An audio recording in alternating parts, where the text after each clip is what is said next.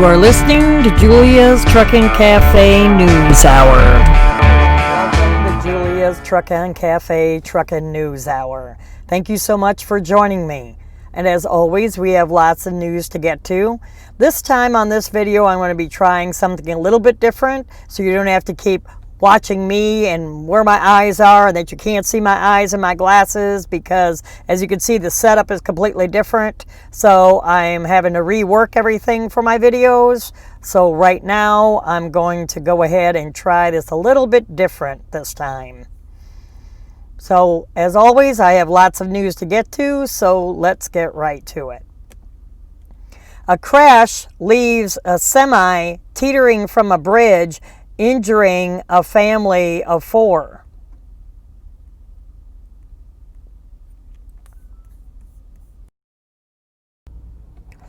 A semi almost went completely over a bridge when it crashed on I-295 in a Hopewell Bridge in Hopewell, Virginia.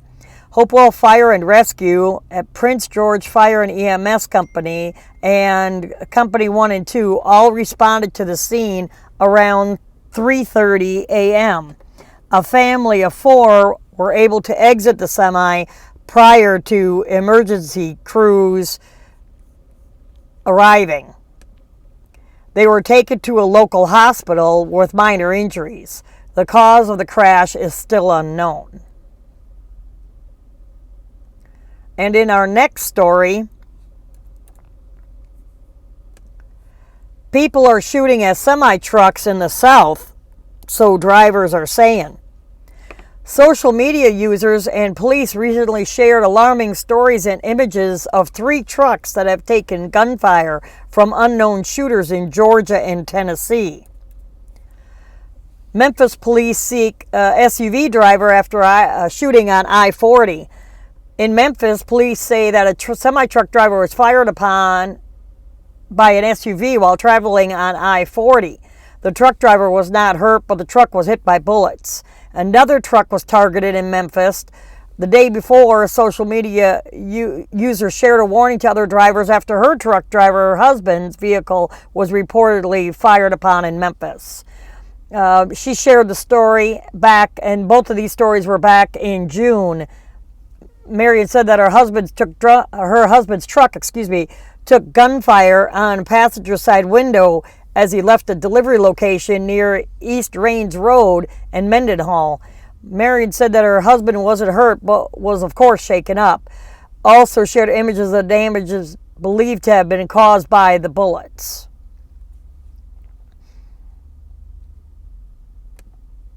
And this next story, nuclear verdicts are on the rise, causing insurance rates to skyrocket, forcing some carriers to shut down.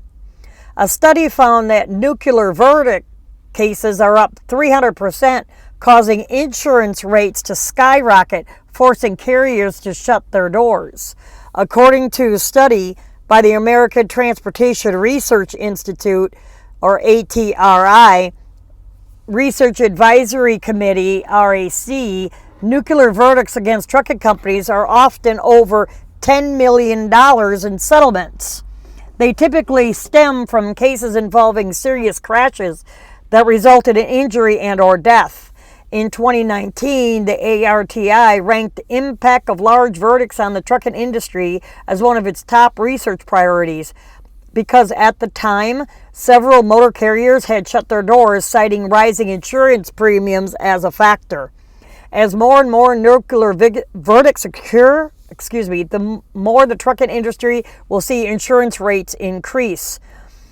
These verdicts first began in 1994 when a jury awarded a $2.7 million verdict and punitive charges for selling scalding coffee. You remember the McDonald's case if you're anywhere over in your 30s. While the amount was reduced after the appeal and then settled for an undisclosed amount, the large verdict captured America's attention and became the standard. For the trucking industry, that standard came in 2011 when a $40 million verdict was awarded to victims of a crash. In this case, a truck driver blew through a stop sign and struck a passenger vehicle, killing the 2 passengers and severely injuring another. One of the victims was, quote, a prominent member of the business community, was calculated to have a future loss income of 15 to 42 million for a business venture that had not yet begun. Once the case was over, the jury deliberated for 5 hours and then awarded a $40 million settlement to the plaintiff. 2 years later, in 2012, a drive shaft broke off of a truck and went through a windshield of a car. The driver of the car was killed. The court that heard that case found that while the driver was not negligent, the company was negligent. The court initially handed down a record verdict of $281.6 million, which was reduced on repeated appeals to $104.2 million and eventually settled for an undisclosed amount, says ATRI. A 24 crash near Odessa, Texas led to one of the largest settlements in trucking history. A truck driver was driving under the posted speed limit in inclement weather when a car traveling in the opposite direction lost control, went through the median, and veered into the trucker's path.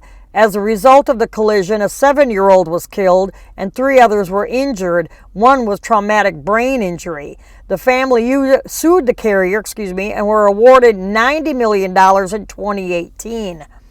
To date, the largest verdict for the trucking industry came from a truck-involved crash in Alabama in 2016. In that crash, the driver reportedly fell asleep and crossed the center line and struck an SUV head-on and killed 3 adults and 2 children. The driver and carrier were found liable and ordered to pay $280 million. Since then, there have been multiple other nuclear verdicts, causing trucking companies to file bankruptcy or shut their doors. One carrier who has faced such a verdict said they were forced to shut their doors because their insurance rates increased more than 100% in a year, from $340,000 to $700,000 for a single year. That's the insurance premium. According to ATRI study, cases with awards of over $1 million have increased dramatically over the last 14 years. In 2006, there were only 4 cases with verdicts over $1 million. At their peak in 2013, there was over 70 cases with verdicts of over $1 million that were awarded. Of the 451 cases that they analyzed, the average verdict was approximately $3.1 million. Over the last 6 years, the number of cases with verdicts over $1 million increased 335%. The number of verdicts greater than $1 million increased by 300%. This article continues on, and I'll let you read it in the show notes.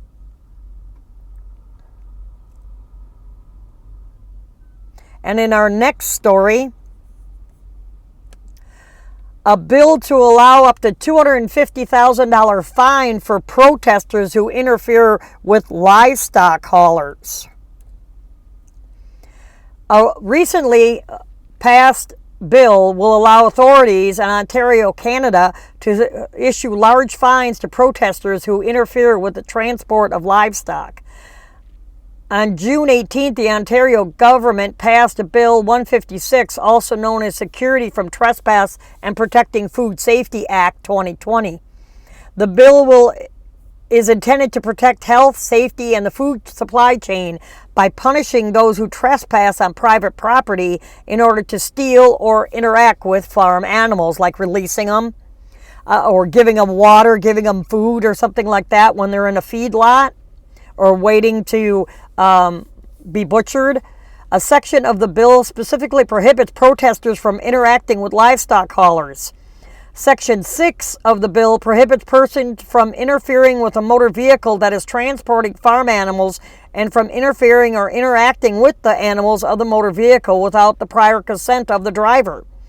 According to Ontario authorities, Bill 156 will allow for escalating fines of up to $15,000 for a first offense, $25,000 for subsequent offenses, compared to a maximum of $10,000 under the Trespass to Property Act. The bill also allows the court to order protesters to pay restitution if they damage property or the livestock. The bill was passed shortly after the June 19th death of a prominent animal rights activist, Regan Russell, 65, who died after she was run over by a truck outside of Fearman's Pork Inc. meat processing facility in Burlington, Ontario. Russell was associated with the animal rights group Toronto Pig Save, who said that Bill 156 designed to cover up animal cruelty on farms and during transport. Activists frequently hold vigils outside of the facility, asking truck drivers to stop to allow them to film and sometimes give water to the animals inside. The video below on this article featured one of the vigils and was shared by this Toronto Pig Save on Wednesday morning. They are not understanding that these pigs are raised and cows and everything are raised to go to market. How are you, unless you're a vegetarian, we need to eat. They're raised to do that. I'm born and raised on a farm, and we raise cows and pigs and chickens and everything to eat. Anyway, in our next story, FMCSA extends waiver to allow student truck drivers to operate without co-driver in the passenger seat. The FMCSA, Federal Motor Carrier Safety Administration, has extended an expiring waiver to relax restrictions on student drivers due to the continuing coronavirus crisis. The FMCSA announced the extension of a waiver that allows a commercial driver's learner permit holder will be able to operate a truck without a CDL holder in the passenger seat so long as certain circumstances are met. I'll talk eventually. A permit holder may operate a commercial vehicle on public roads or highways without an accompanying CDL holder present in the front seat of the vehicle, provided that the CDL holder is elsewhere in the truck, like in the sleeper. The permit holder is in possession of evidence from the testing jurisdiction, including an authorized third-party tester, that the permit holder has passed the CDL driving skills test, and unless the FMCSA waiver issued back on March 24th applies, that the permit holder has a valid non-CDL driver's license, like a regular car license, and the permit and a medical certificate. The extended waiver also allows permit holders to take the driving skills test in any state, not just the state in which they receive their driver training.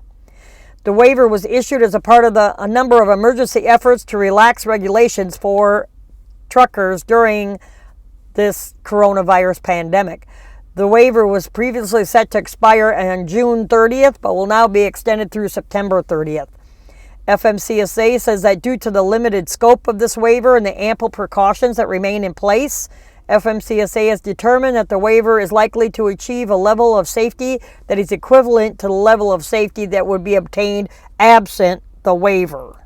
Yeah, we'll see about that. And they wonder why accidents are going up left and right. I'm not saying that kids are involved, permit holders are involved, but very likely another reason. And our next story, 3 states issue new travel restrictions as COVID-19 cases are on the rise. Government officials in 3 northeastern states have issued new travel restrictions in response to the ongoing coronavirus pandemic. On June 24th, New York Governor Andrew Cuomo, New Jersey Governor Phil Murphy, and Connecticut Governor Ned Lamont announced a tri-state travel restriction set to go into effect at midnight. Per the travel advisory, quote, all individuals traveling from states with significant community spread of the virus must quarantine for a 14-day period from the time of last contact with that identified state. The 3-state quarantine applies to any person arriving from a state with a positive test rate higher than 10 per 100,000 residents for a 7-day rolling average, or a state with a 10% or higher positivity rate over a 7-day rolling average. States that currently meet that standard are Alabama, Arkansas, Arizona, Florida, North Carolina, South Carolina, Washington, Utah, and Texas. Authorities say that they will use messaging on highways, airports, websites, and social media across the 3 states to keep people informed about the travel advisory. Cuomo states that each state will decide on how to enforce the travel restrictions. He said that New York could issue fines of up to $2,000 for a first offense and put up to $10,000 fines for subsequent offenses. Lamont says that there are currently no plans to fine drivers who violate the restrictions. The text of the travel advisory is yet to be released. None of the press materials released by the 3 states regarding the travel advisory mentioned any exemptions for this advisory, so it isn't clear whether it will impact commercial vehicle traffic then or not. And FMCSA says that they are actively investigating complaints about bad brokers. The head of the FMCSA, Federal Motor Carrier Safety Administration, says that his agency is actively investigating several allegations of violations by freight brokers. During a June 23rd Truckload Carrier Association Virtual Safety and Security Meeting webinar, FMCSA Acting Administrator Jim Mullen appeared to field questions during a general session. Mullen addressed one of the year's most hot-button issues in trucking when he was asked whether there were any new developments on broker transparency and enforcement. In Mullen's remarks, he acknowledges that active investigation into broker complaints are taking place and tells trucking industry stakeholders to expect a regulatory notice on the issue. This article is quite lengthy. I won't waste your time on it. If you would like to read it, it will be in the show notes.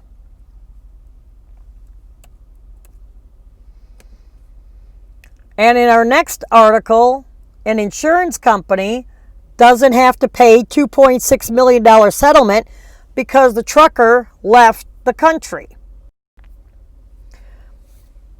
A court has decided that an insurance company doesn't have to pay for injuries to a truck driver for an accident after the other truck driver involved in the accident fled the country. Back on April 19, 2016, road carrier's truck driver, I won't even try to pronounce his name, was hauling a load of watermelons in Michigan on Interstate 94 when he got into an accident with another truck driver, Zeph something or other. According to the report, the first driver, driving the load of watermelons in another semi, attempted to merge onto the interstate from Michigan's Welcome Center from the rest area. He suddenly stalled and jackknifed in the middle of the lane. He also did not have his lights on. While the second driver saw the truck jackknife, he could not avoid hitting the back of the trailer. And the second driver was injured in the crash. Court documents state that the second driver suffered head, back, and shoulder injuries that required multiple surgeries. In July 2017, the second driver filed a negligence lawsuit against the first driver and road carriers. National Continental, road carriers' insurer, paid for attorneys for both road carriers and for the driver. In January of 2018, the first driver fled the country. The insurer, National Continental, made several attempts to track him down, including hiring a private investigator. The private investigator found that the first driver fled to either Asia or Russia. Counsel filed to withdraw from that case following that information. On May 2017, the second driver agreed to settle with the road carriers for $500,000, half of the $1 million coverage limit under National Continental's insurance policy. The settlement did not release the first driver of his claims. Later, the second driver obtained a default judgment of roughly $2.6 million against the first driver. 18 days after the first driver's counsel withdrew and several weeks before, the second driver moved for a default judgment against the first driver. It's kind of getting confusing, but the names are so hard, they're Russian. I'm not going to even try to pronounce them.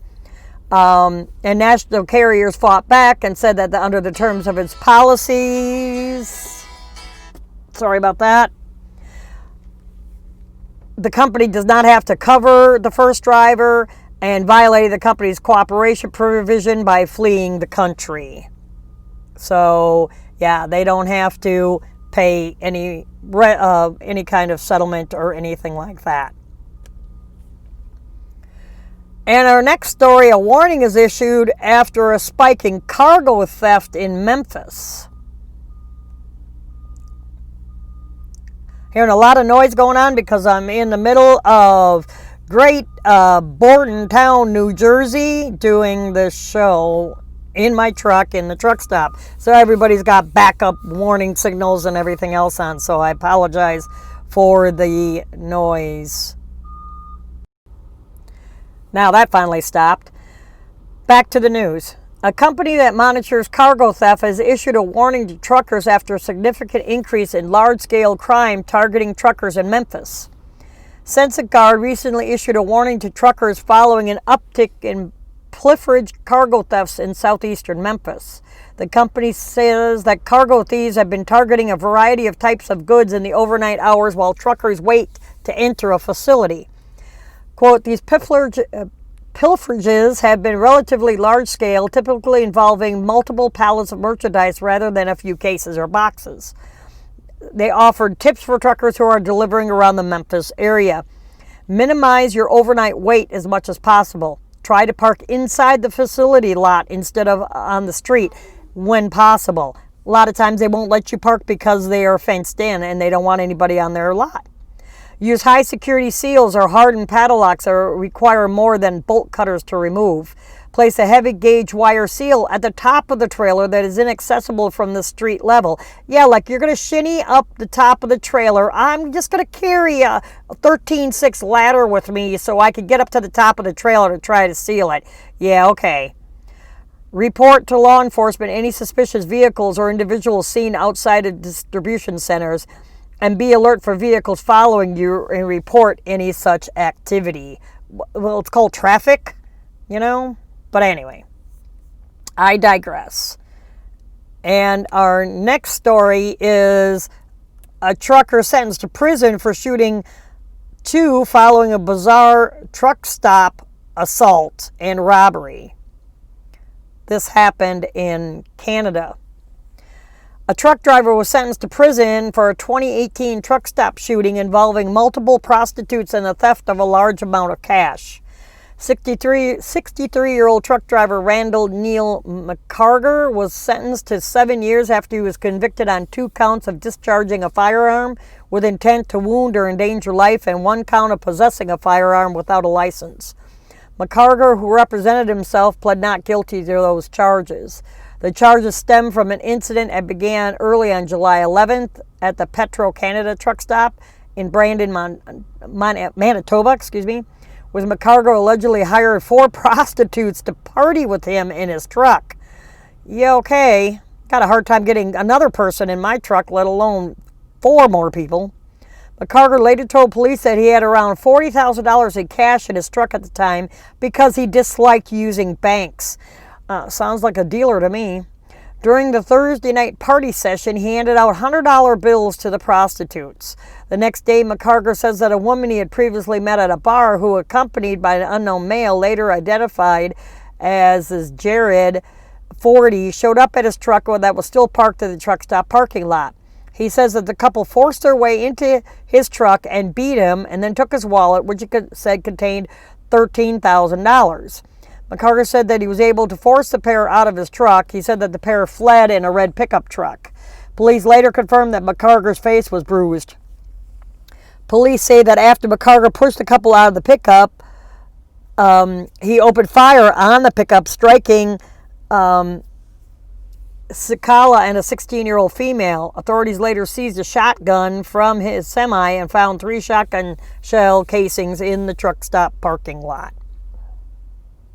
The teen shooting victim provided a different version of the story when she testified in court.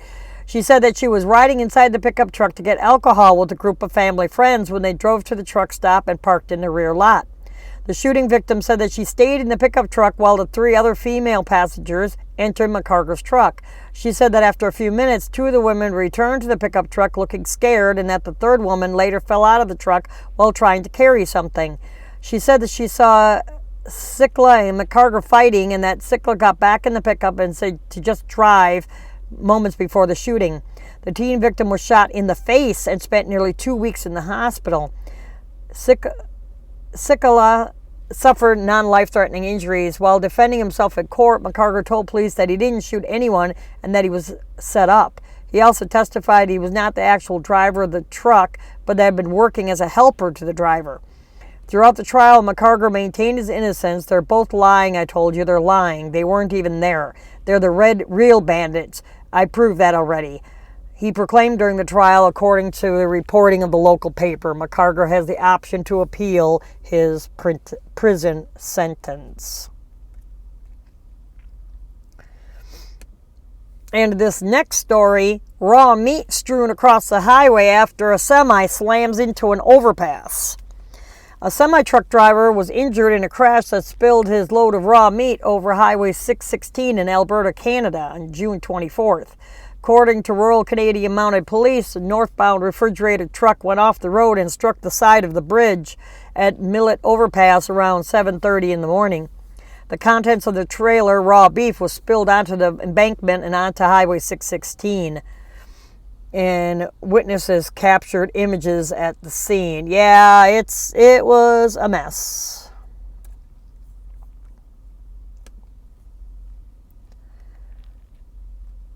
And this claim blames Idaho DOT for a crash that killed a semi-truck driver. In this story, 7 government bodies, including the Idaho Department of Transportation, faced tort claims in response to a fatal crash, which is like a personal injury claim, is the definition of a tort claim. And this crash that happened on June 18, 2018 on Interstate 84 around Boise, Idaho. Claims were filed on June 16, 2020 on behalf of the truck driver, Ilya, who was among the 4 people who died. The claims list the different defendants. The crash occurred in 2018 when Saar approached a construction zone on Interstate 84 near the Cloverdale Overpass. He was working for Krujak's Transport at the time and was delivering a shipment to Albertsons. Saar's truck rear-ended a 2008 Jeep Wrangler with 3 U.S. Air Force members inside. The crash caused a massive fire and involved 5 other vehicles. Saar and 3 U.S. airmen were all killed. In the original investigation, Saar's inattention was cited as the cause of the crash by the Idaho State Police. The crash remained a controversy, though, as many blamed the construction zone as the real cause. In interviews, court documents, and hearings, some have questioned that the construction zone did not give drivers enough time to slow down when approaching and was not set up properly. In the days after the crash, Craig Peterson spoke to the local news, and I quote, "As we approached the merging columns, I don't remember seeing how much forewarning," Peterson said. "All I remember seeing were a lot of taillights. Everything was normal until you got to the construction," said another driver, "and nothing got your attention." This claim is seeking $2 million and is a part of the wave of legal actions taken since the incident happened in 2018. Family members of the other victims, another driver of Krujak's Transport Corporation, have all filed previous claims against Idaho DOT. And next, Arizona is adding more truck scanners. The Arizona Department of Transportation has announced they're adding more scanners that screen moving trucks for weight and other information, including identifying trucks that have been damaged or are in need of repair. The technology includes weigh-in-motion sensors, cameras that are designed to read U.S. DOT numbers, license plates, and message signs. An additional feature at the Ehrenberg and San Simon ports of entry on I-10 also identify commercial vehicles with tires that could be damaged or in need of repair, says Arizona DOT.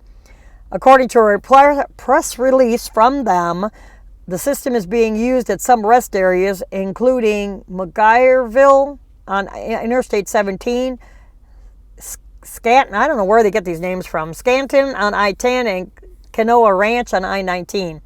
Now the technology will be added to Arizona DOT commercial ports of entry on I-10, I-40, and State Route 95. Quote, "This truck screening system will allow our officers to focus on the commercial vehicles that need our officers' attention," said Jeff Stanhope, Deputy Director of Arizona DOT's Enforcement and Compliance Division. It helps us make better use of our resources and efforts while allowing trucks in compliance to go on their way. As trucks approach the ports of entry, a sign directs the driver into the right lane. When the truck is a mile from the port, the weigh and motion sensors and cameras capture the truck's information. The computer checks the truck's information in the national and state's databases. If the truck is cleared, the driver will be directed to bypass the port. It also senses and can see on the cameras if you are wearing a seatbelt or not.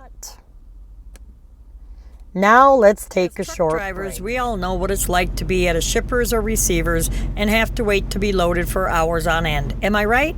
Especially produce coolers and paper mills. That's why you need to be prepared with extra food in your truck. My Patriot Supply helps you stay prepared. Now, it's not what you may be thinking. My Patriot Supply is delicious emergency food. They have food kits that are good up to 25 years, and they come in a slim light tote that you can easily store in your food pantry or under your bunk. I could speak from experience after living through Hurricane Katrina. We were without power for 10 days, my mother, my son, and I. And if it weren't for the MREs that were flown into us, we wouldn't have had any food. 4 60-foot pine trees broke in half during that storm and landed across my driveway, landlocking me in, so I couldn't get out for food. And there were 4-mile gas lines then. That's when My Patriot Supply emergency food would have come in real handy. If I knew then what I know now about My Patriot Supply, I would have definitely had some of this food stockpiled in my pantry. Now, for limited time, you could get a 1-week food supply in a handy and neat looking ammo can. And they even offer gluten-free food for just under $100. All you have to do to get yours today is go to my website at juliastrucketcafe.com, go along the toolbar, and you'll see the emergency food supply tab. Click on that, scroll down, and click on any of the images that you see to find out more information. You need to be prepared, and it's important to stay well stocked in your truck. You insure your car, you buy health insurance, vision and dental. Now, why not buy food insurance? Stay prepared for anything that happens. Get yours today. Go to juliastrucketcafe.com, click on the emergency food supply tab, and order yours. Welcome back to Julia's Trucking Cafe Trucking News Hour. Thank you so much for joining me on part 2. As always, let's get back to the news.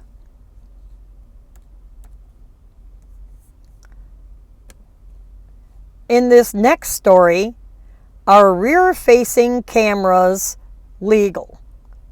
And that is our top story. An increasing number of trucking companies are required in-cab cameras that film drivers. But is this legal to do so? Driver-facing cameras have been unpopular in the trucking community for years. They leave drivers with the uneasy feeling that they're being watched by their employer.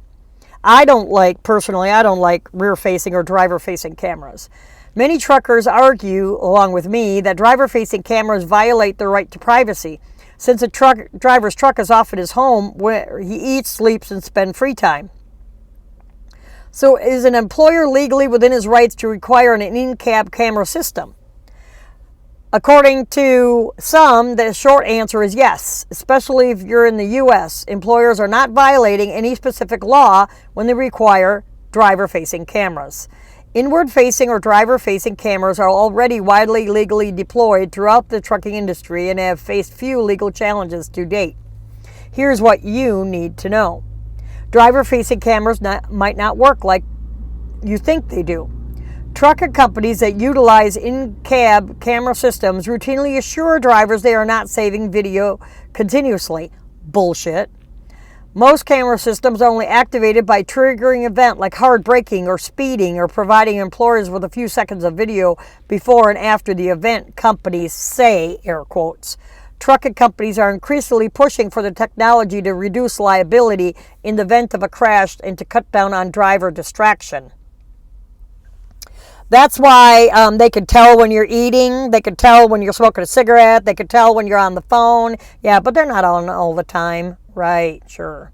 Like my company has forward-facing cameras, and he could tell where I'm parked. He could tell if the camera is out of alignment, and boy, did he get a hold of me too.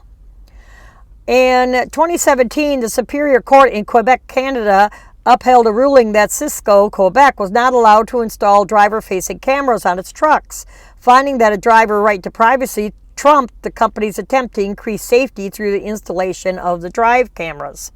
The legal battle began in 2012 when Cisco Quebec installed both driver and outward-facing or front-facing cameras on its fleet of trucks. Though the cameras are not only supposed to permanently record a handful of seconds before and after a triggering incident, the camera is always recording the driver and overwriting the recorded data. This did not sit well with the company's drivers, especially given their claim that the cameras recorded randomly several times per day. A union filed a complaint about the driver-facing cameras after drivers said that they felt intimidated and being watched. Last year, an arbiter sided with the union and drivers and ordered Cisco Quebec to remove the driver-facing cameras.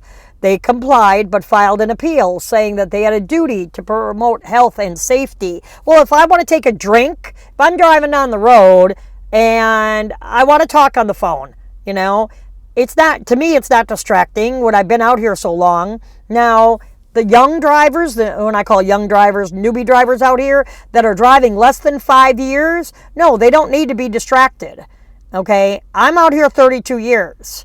I'm not saying that I don't get distracted, but you're also distracted at looking at traffic, at looking at something in the field, looking at an accident, somebody that went in the ditch. Your head should always be moving. So isn't that a distraction as well, is my wonderment? Back to the story. The court ordered the removal of in-facing cameras, and the ruling only applies to Cisco and Quebec. However, it opens the door for similar cases against driver monitoring in Canada. And and back in California, Attorney General Kamala Harris ruled that employers may take disciplinary action against a truck driver employee based on the video provided by a third-party company. Continuous videotaping surveillance of truck drivers during their on-the-job driving does not constitute a misdemeanor under Labor Code Section 1051, where the video file is inspected by a third party and used as a basis for discipline by the driver's employer, provided that the third party is an agent of the driver's employer who is videotaping and inspecting the file for sole benefit of the driver's employer, and that the file is furnished only to the driver's employer, Harris wrote. So I'm sure, well, anyway, don't want to jump ahead. Some companies might pay you more if you use them. GP Transco, that are Illinois-based, announced an unusual incentive program in February of this year that made driver-facing cameras voluntary, while offering a 2-cent per mile pay increase for drivers who choose that option. More trucking companies would follow this lead as drivers remained reluctant to allow the technology in their workplaces and their homes. If a driver-facing camera is a deal breaker for you, you can share your thoughts in the bottom of the show notes. Leave a comment in the comments of this video. And our next story, a car fleeing Border Patrol slams into a parked semi-trailer, killing 7. Multiple fatalities occurred in El Paso when a car full of people fleeing from the Border Patrol struck a parked semi-trailer. This happened at 2:15 a.m. on June 25th at the intersection of Pisano Street and San Antonio Avenue in downtown El Paso. U.S. Border Patrol agents assigned to the Santa Teresa El Paso stations attempted to stop the vehicle. The vehicle fled and was subsequently involved in the accident with multiple fatalities, Border Patrol said in a written statement. El Paso police say that the Border Patrol was trying to stop the car because of a failure to yield violation. While agents were in pursuit, the car driver failed to negotiate a curve, cross the center median, and hit a semi-trailer without a truck attached that was being used for storage. El Paso police say that 10 people were inside the car when it crashed into the trailer. 7 of the people inside the car died, and another 3 people suffered life-threatening injuries. The crash remains under investigation. The crash is being called the deadliest that occurred in El Paso in recent memory. And up next, FMCSA is to study legalization of hemp, minimum driver age, and package delivery vehicle safety. The FMCSA announced they're holding a public meeting to discuss the legalization of hemp, safety oversight of delivery vehicles, and minimum driver age. An announcement in the Federal Register, which they have to do every time they're going to try to pass a mandate or something, was established to provide the FMCSA with recommendations. The MCSAC is comprised of 25 people from safety advocacy, safety enforcement, motor carrier safety departments, and industry stakeholders. The committee was created to ensure a variety of views and expertise, the Register states. On July 13th and Tuesday, July 14th, they will hold a public meeting to discuss three main issues: delivery vehicle safety, the age of the driver pool, and legalization of hemp. A number of companies are now using small vehicles with a gross weight rating less than 10,000 pounds, to deliver goods, and there appears to be a gap in safety oversight of both drivers and those vehicles. For this task, members will hear from agency experts on trends in the Fatality Analysis Reporting System, or FARS, and Motor Carrier Management Information System, MCMIS, crash and highway safety data, the Register states. The second topic will focus on the impact of the age driver pool. Stakeholders have expressed concerns about the need to address the driver shortage. There's not a driver shortage. Now there is after the virus, but they're constantly hiring, but they'll buy a fleet of trucks at a time and let them sit. Back to the article, including options for allowing younger drivers to enter the industry. There again, that's a big hot topic button in our industry. How would an aging workforce impact motor carriers' ability to deliver services and goods safely in interstate commerce? For this task, FMCSA will consider data by agency experts on the distribution of age among commercial motor vehicle drivers. Lastly, the FMCSA and the MCSAC will discuss the impact of the legalization of hemp on the safety of commercial vehicle drivers. While FMCSA safety regulations prohibit drivers' use or transportation of illegal drugs, what actions should be considered to ensure motor carriers, drivers, and enforcement officials have appropriate guidance concerning hemp, and what happens if drivers test positive for it? And so they were having a big public meeting on that. And in other news, 3 protesters were arrested for blocking traffic on Interstate 40. A slow roll protest on Interstate 40 on Wednesday morning caused a 10-mile backup on a North Carolina interstate. Now 3 women have been arrested for causing the backup. Drivers participating in the I-40 protest were asked to slow down to 10 miles an hour at 8:46 a.m. in observance to the 8 minutes and 46 seconds Officer Derek Chauvin knelt on George Floyd's neck. The slow roll protest was supposed to take place from 8:46 to 9:30. Hundreds of cars showed up to the protest. Traffic through Raleigh came to a crawl. 3 women have been arrested and charged with reckless driving and impeding traffic for their role in the protest. Those women face charges of reckless driving and impeding traffic by slow speed for their role in a slowdown protest on Interstate 40. Though the protest was scheduled to end at 9:30, by 9:45 traffic came to a standstill. 3 women were arrested and cited with traveling at such a slow speed as to impede the normal and reasonable movement of traffic, and operating a motor vehicle carelessly and heedlessly and willful and without disregard of the rights and safety of others, according to their arrest warrants.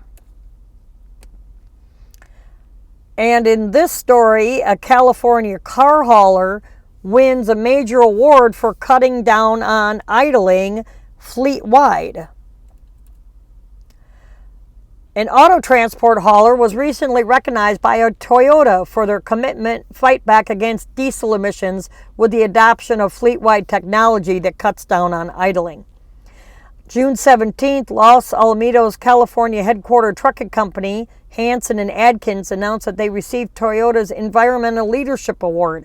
Toyota's Leadership Award is given to a logistics company that finds ways to significantly reduce their CO2 emissions. The company states that their biggest contribution towards cutting down on emissions is their early adoption and fleet-wide implementation of remote start-stop systems on all of their equipment. The systems allow company drivers to stop or start the truck's engines remotely from the hydraulic controls during the loading process, which cuts down on idling time and emissions. I quote from the article, "The engine remote start-stop system has been a priority of mine ever since we changed our auto transport trucks from electric-powered hydraulic system to power takeoff or PTO-driven system. The benefit of an electric system was hydraulics that operated the loading decks were operated by battery power. No fuel burn, no exhaust emissions, and very little noise. The downside to the electric system was the speed of operation. It was very slow in normal conditions and even slower when the weather was cold. Our driver's time is extremely important, so changing the engine to power PTO hydraulics was an option that made sense. But I wanted to find a way to operate the system only when the hydraulics were needed," said the company founder Steve Hanson. Quote, "I wanted the speed without the fuel consumption, emissions, and sound noise, so we engaged our dealer, TEC Equipment in Portland, and Volvo Trucks to help. The product engineers at Volvo were instrumental in helping achieve the remote start-stop system we were looking for. From engineering the engine management system parameters to installing the sensors required to make the system work, they were with us all the way. Our head of maintenance, Robert Farrell, worked directly with Volvo to further refine the system so we could install it in our shops at a lower cost with very little additional work. The result is a truck that performs much faster while being more efficient and quiet. The engine powers a hydraulic system when hydraulics are activated, and the engine shuts off after a few seconds of sensing the driver is no longer using the system. In the end, we save time, fuel, reduced emissions, and noise output. A four-way win for Hanson and Adkins Auto Transport," Hanson said in this article. And this article continues, and I'll let you read that also in the show notes. And this next story, a reality star is indicted on federal charges for misusing trucking company funds. TV reality star Maurice Fain had been indicted on federal charges following accusations made earlier this year for a scheme involving a Georgia trucking company that he owns.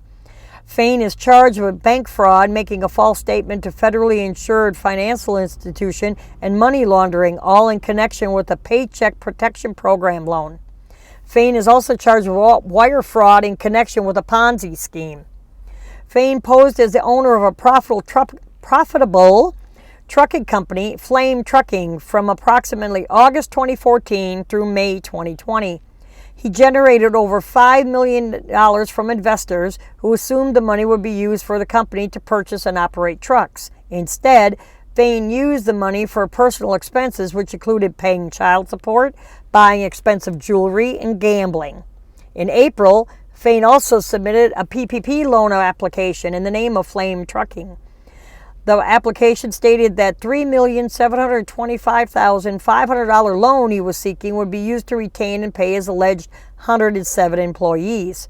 He ultimately received the PPP loan in the amount of $2,045,800, personally spending the funds meant to help small businesses during COVID-19 pandemic. Quote, Fain allegedly used PPP loan proceeds to live a luxurious lifestyle that included leasing a Rolls Royce, purchasing expensive jewelry, as well as making payments to individuals involved in a Ponzi scheme, said U.S. Attorney Pak in a media release. The emergency lending provisions of the Paycheck Protection Program was intended to help small businesses survive the COVID-19 pandemic. During the investigation, agents seized $117,000 from Fain's bank accounts, $136,000 used as a down payment on the Rolls Royce, and nearly $80,000 in cash from his residence. They also seized 8 Kenworth T680 tractors, 6 Great Dane refrigerated trailers, and more than $80,000 in custom-made jewelry. Fain denied using any of the PPP loan proceeds for personal purposes. Quote, despite the difficult times the recent coronavirus pandemic has caused, the FBI and our federal partners continue to be vigilant in making sure funds provided by those programs are used as intended.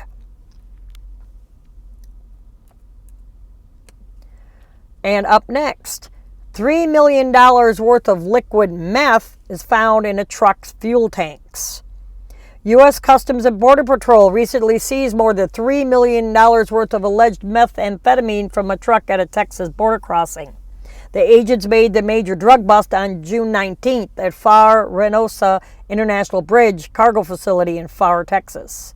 Officers referred the truck with a commercial shipment of automotive parts arriving from Mexico for further inspection.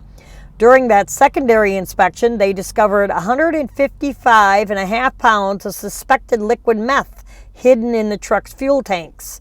The estimated street value of the seized drugs is $3,108,000. The suspected meth in the truckload was seized by the Border Patrol. The investigation into the incident was handed over to the DEA. This was an outstanding interception of hard narcotics that our officers accomplished utilizing all available tools and resources, said the port director. And in other news, a company says it can now use technology to tell which truckers are most likely to crash.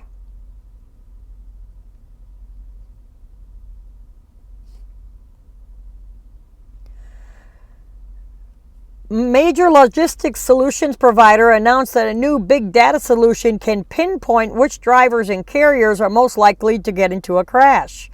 On June 24th, Convoy announced via the company blog that they have developed a new predictive crash capability that uses machine learning and automation to qualify safe drivers into our network, yielding 16% fewer accidents versus the industry average. Here's how Convoy says the new crash predicting capability works from the article. We start by gathering extensive carrier safety and compliance data. Then apply machine learning to predict which carriers are likely to get into accidents. Our algorithm processes thousands of inputs such as carrier crash history, vehicle maintenance, speeding, traffic violations, and across millions of records spanning the past 10 years. Ultimately, producing individual scores for the tens of thousands of carriers in their network. We then use that automation to analyze compliance within those scores within seconds, every day, with every load, to either qualify or disqualify carriers to haul loads. Their model gets smarter over time, driving continuous improvements as more data is generated, providing shippers with increasingly high levels of safe and reliable carriers.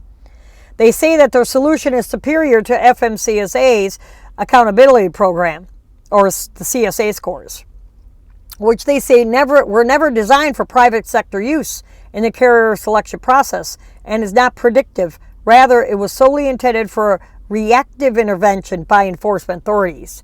Convoy claims that their technology will provide shippers with access to a network of reliable, safe carriers while cutting down on cargo loss claims. And in other words, there goes the neighborhood that there'll be more competition out here for, and they can be pickier on who they will hire in order to haul their freight. And in this story, a truck driver lost 72 pounds. And here's how he did it. A truck driver who went in for his DOT physical was told that he was pre-diabetic, had high blood pressure, and his liver enzymes were elevated. He knew he needed to do something if he wanted to hold on to his medical card. He said hearing the DOT doctor's diagnosis was a deciding factor on getting serious about his health. As a truck driver, quoting from the story, I lead a sedentary lifestyle. Pair that with a diet full of fast food, red meat, and processed foods, and it all led to many health issues. I had been eating like a teenager for almost 30 years, he states. He said at 285 pounds, it was uncomfortable for him to be active. He said that he always enjoyed riding his bike as a kid, so he went to some bike shops and got some advice on the best bike for him. Based on his weight and fitness level at the time, the shops recommended an upright comfort bike. He rode the comfort bike for 6 months.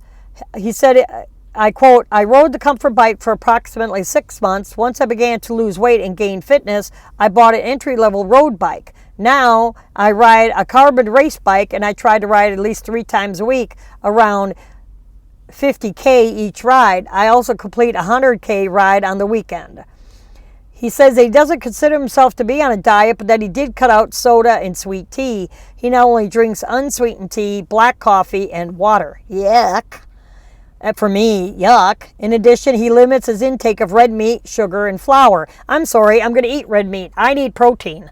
Yeah, I live a sedentary lifestyle as well, being a truck driver, but I need protein because if I don't have protein, I get very lethargic. He said his most significant change has been portion control. He still enjoys pizza from time to time, but now he'll only have a slice or two instead of eating a whole pie. His typical meals are, get this, breakfast, 2 cups of oatmeal, which I do, with either a tablespoon of honey or brown sugar, a poached egg, 2 slices of turkey bacon, and black coffee. I don't even eat that much. I just have the oatmeal. Lunch, 4 ounces of lean meat, chicken or salmon, green vegetable, and a cup of low-fat cottage cheese. Dinner, pretty much a repeat of lunch, but slightly larger portions, and snacks, banana, apple, fruit, a cup of vanilla Greek yogurt eaten between meals. I don't like yogurt. Continuing, quoting from the article, continuing, I'll talk eventually, to improve my health and fitness motivates me. My determination and revamping my dietary habits have helped me to get where I am today. In the future, I hope to lose another 30 pounds and keep riding. You could purchase bikes that fold up for easier storage on Amazon. If you're not ready to ride an actual bike, the stationary bike fits easily in your bunk and can help you keep moving. They also are selling now, I saw at Petro at Oak Grove, a sit-down bicycle that you just have the pedals and you put it on the floor, and while you're sitting on your bed or in your bunk or in your seat, you can take it and sit there and pedal. That's mainly getting your legs moving. My problem with losing weight is the torso. That's where I always have problems with. From the neck to the waist is where my problem is at. And there's a lot of drivers that have the same problem as I do. This next story is a semi hauling tiki torches is engulfed in flames. A tractor trailer carrying tiki torches and tiki fluid went up in flames on Wednesday, June 24th in Patrick County, Virginia. The fire took place on Highway 58 eastbound. Over 20 emergency crews across counties responded. Due to the intense nature of the fire, crews had to take precautions before being able to extinguish the flames. Quote, water supply was an initial issue since the closest water point was 6 miles away, forcing a tanker shuttle operation. This allowed the fire to gain momentum with volatile fuel load. No major injuries were reported. The Virginia Department of Transportation will schedule work starting the week of June 29th to remove and replace the pavement damaged by the fire. Repairs are expected to be completed by the July 4th holiday.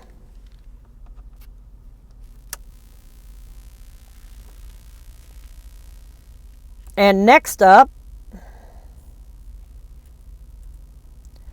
a Tesla driver captures a truck T-bone crash in an intersection.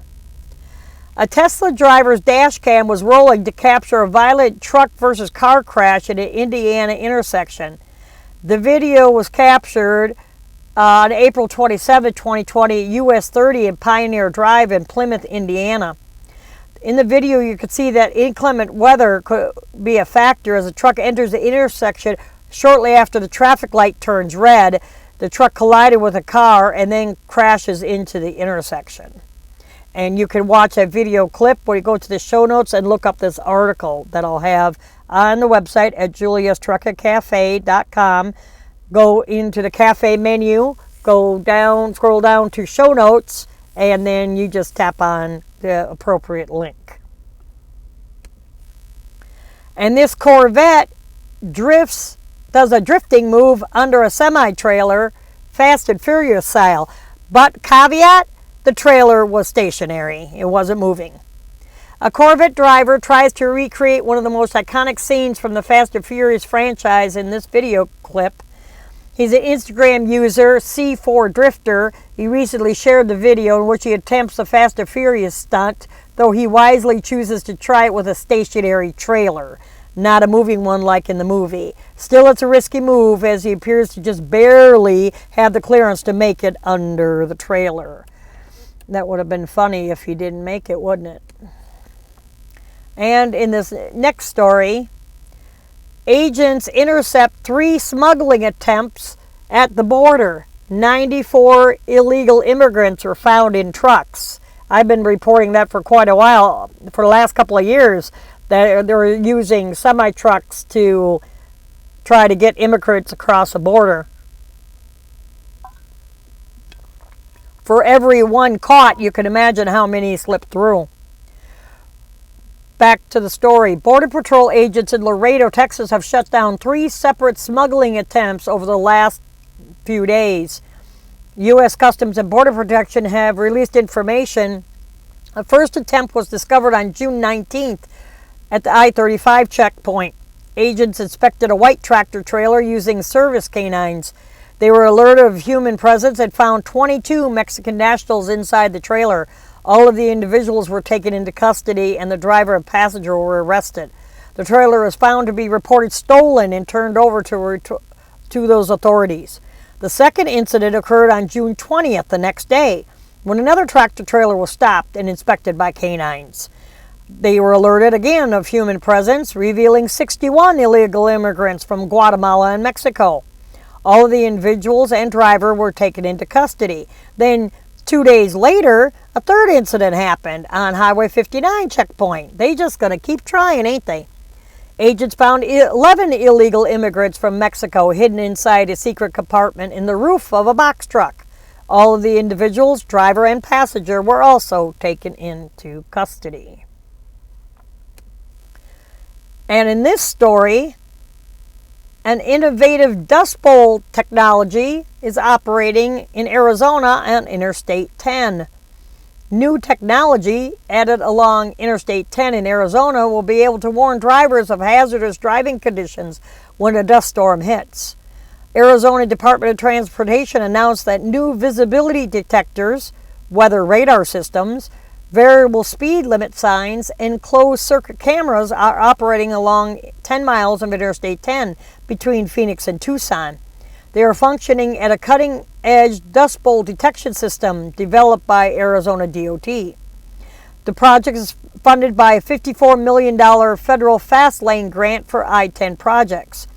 Between mileposts 209 and 219, drivers will notice new reduced speed limits and other warning signs during dangerous conditions. Programmable speed limit signs are placed 1,000 feet apart along the highway. They can be set to speed limits between 35 and 75 miles per hour, depending on weather and safety conditions. Other variable speed limit signs are placed every 2 miles.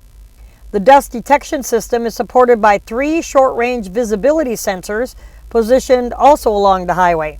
They use light beams to gauge the density of dust particles in the air, activating overhead message board warnings and the variable speed limit signs when visibility drops to a certain level.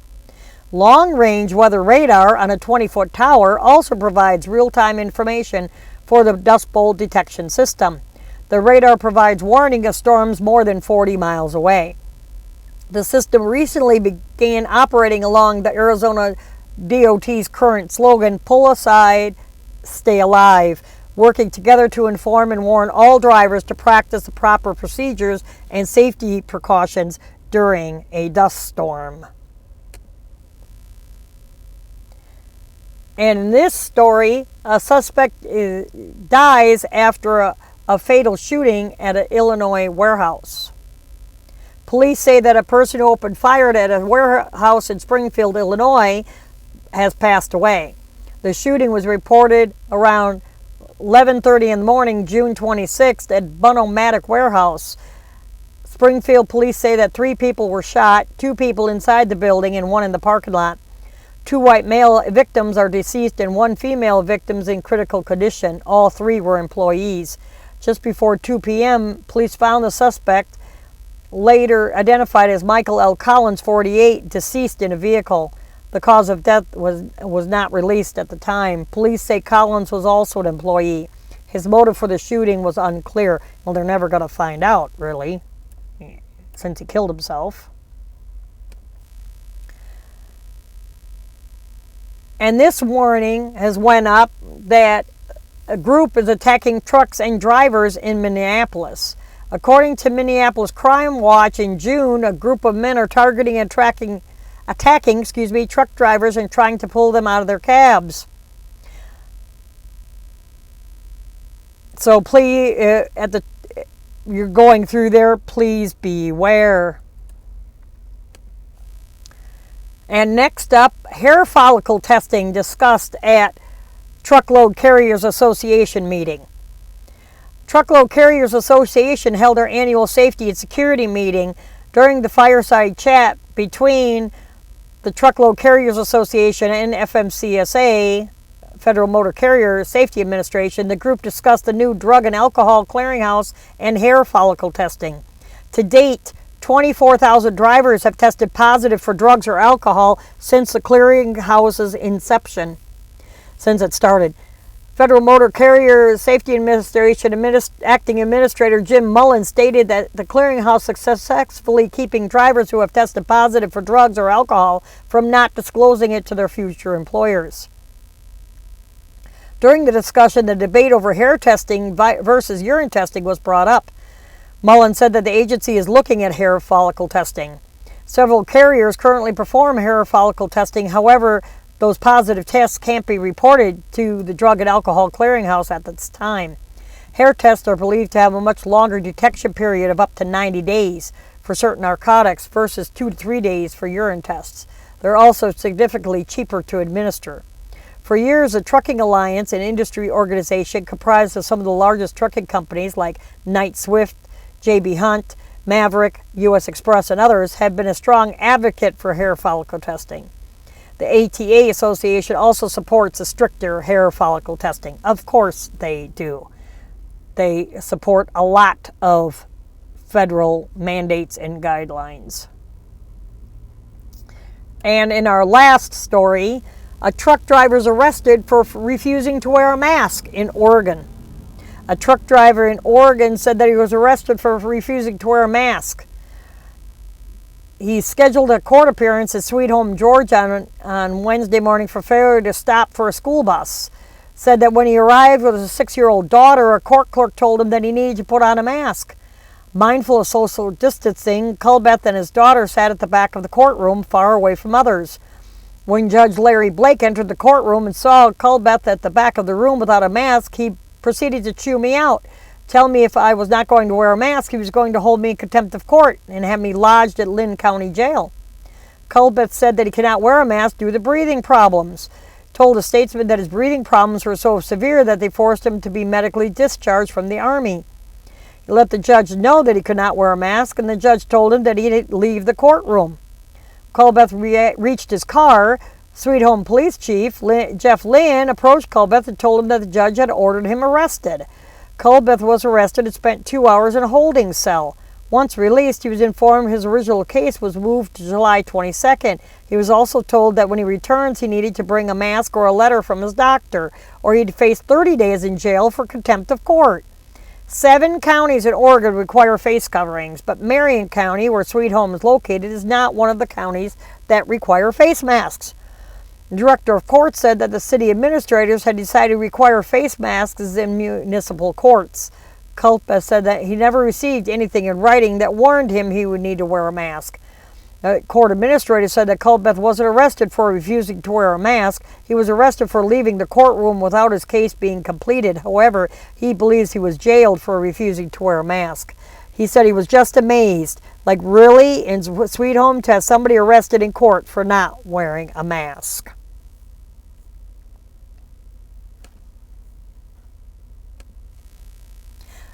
If you would like to like my show and you appreciate what I do, if you would like to contribute or be a sponsor, the link is in the details below. I thank you so much for watching and letting me stumble through these videos. Thank you so much. Please subscribe to the channel below. Give me a thumbs up if you like the video. I also am working on different strategies, different things for the show, so I greatly appreciate anybody's input. Thank you so much. Like I said, I have a problem with the glasses and the reflection off of my laptop because I'm doing this on my laptop computer. But thank you so much for tuning in and viewing the show, and I hope you have a great week. And until next time.